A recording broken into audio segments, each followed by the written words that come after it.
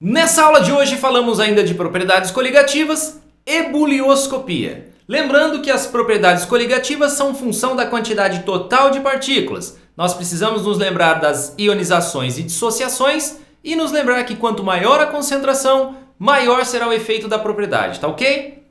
A ebulioscopia seria o aumento da temperatura de ebulição causado pela queda na pressão de vapor do líquido.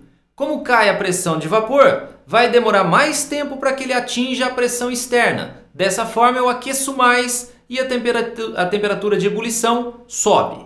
Tá joia? Esta equação matemática, basicamente, nós temos ali a variação na temperatura de ebulição, a constante ebulioscópica, que é dependente do solvente, W é a molalidade, número de mols de soluto pela massa de solvente dada em quilogramas, e o I é o fator de correção de Van 't Hoff que nós falamos na aula passada. Tá joia? Beleza. A mesma coisa para todas as propriedades coligativas. Quanto maior a concentração, maior o efeito da propriedade. Como a gente está falando aqui em aumento da temperatura de ebulição, quanto maior a concentração, mais aumenta a temperatura de ebulição. Certinho? Vamos ver um comparativo aqui, ó. Olha só. Água pura, ebulição a 100 graus Celsius.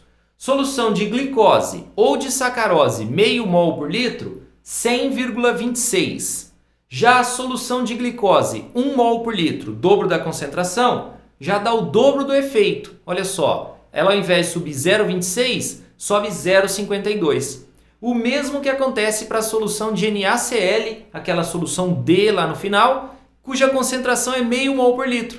Mas por que sendo meio mol por litro, é o mesmo efeito da concentração da solução aqui, de glicose 1 mol por litro?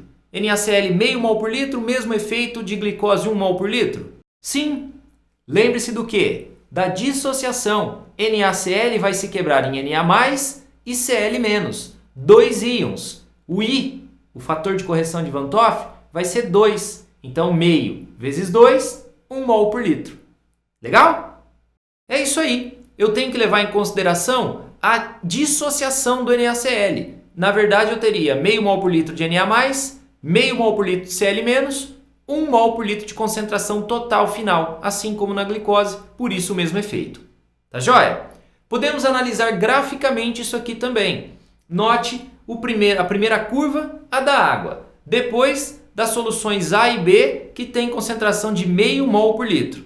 Depois, as concentrações C e D, ambas de concentração final 1 mol por litro. C é glicose 1 mol por litro e D, NaCl meio mol por litro. Porém, devido à dissociação, 1 mol por litro de concentração final. Legalzinho? Beleza, né? Tranquilo. Então, olha só.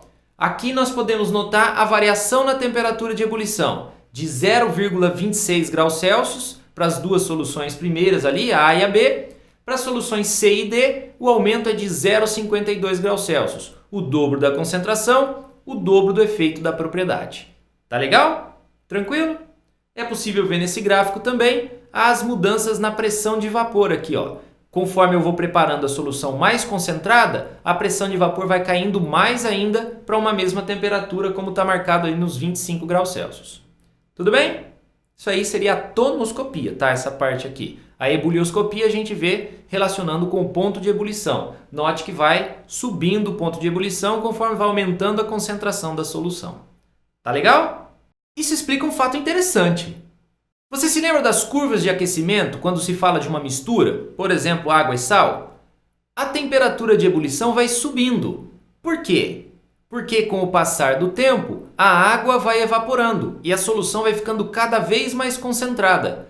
Conforme a solução vai ficando mais concentrada, o efeito do aumento da temperatura de ebulição vai subindo. É por isso que a curva de aquecimento de uma mistura vai tendo o ponto de ebulição cada vez mais alto. Lembrou? E aí, que hora é agora? Hora do exercício, perfeito. Hora da gente ver se você conseguiu sedimentar os conceitos que foram falados, combinado? Se você quiser saber mais, ter o resumo teórico para acompanhar a aula, mais exercícios, listas de exercícios, tem o link abaixo aqui do site do Professor Marx. Dá uma passadinha lá depois dessa aula, combinado?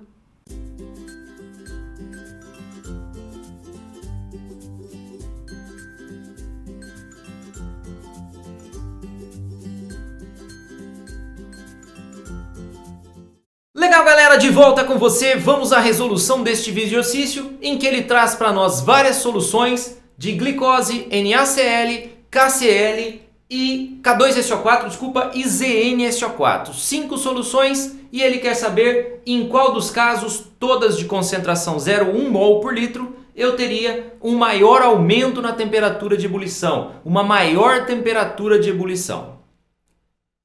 A variação da temperatura de ebulição ocorre segundo essa equação. Note que como a concentração é a mesma, a constante é a mesma, a variação na temperatura vai ser função do fator de correção de Van 't Hoff, que tem essa equação, certinho? Porém, o alfa nesse caso é 100%. Como ele não comentou nada, eu vou considerar os sais totalmente dissociados. Então eu posso resolver de uma outra forma. Vamos considerar as 5 soluções que ele falou, de glicose, NaCl, KCl, K2SO4, ZnSO4, e vamos considerar as dissociações de cada caso. A glicose e todas as outras soluções são 0,1 mol por litro. A glicose, a primeira solução, não sofre dissociação ou ionização, certinho? No segundo caso eu teria Na+, Cl-. No terceiro caso, K+, Cl-. O quarto caso, 2 de K+, e 1 de SO4, 2-. E no último caso, Zn2+, SO4, 2-. Ok? As questões de cargas estão em outra aula, NOx, ou as famílias da tabela periódica, legal? Muito bem, como a glicose não dissocia, sua concentração final vai continuar sendo 0,1 mol por litro, tá legal? Para a segunda solução, o Na+, e o NaCl estão na proporção de 1 para 1. Então eu teria 0,1 do Na+, e 0,1 do Cl- também, cuja proporção é de 1 para 1. Legal? Então a concentração final seria de 0,2 mols por litro. Para o KCl, o mesmo raciocínio. 0,1 para o potássio, 0,1 para o cloreto, concentração final 0,2 mols por litro. No próximo caso, eu teria 2 de potássio para 1 de K2SO4. Então a concentração é 2 vezes maior. Ao invés de 0,1, 0,2. E o sulfato, cuja proporção é 1 de sulfato para 1 de K2SO4, é 1 para 1. Então é o mesmo valor, 0,1. Concentração final, portanto, 0,3. Certinho?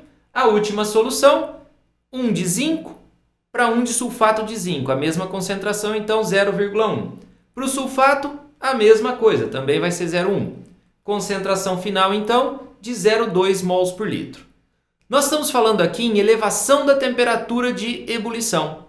Aumenta mais quem for mais concentrado.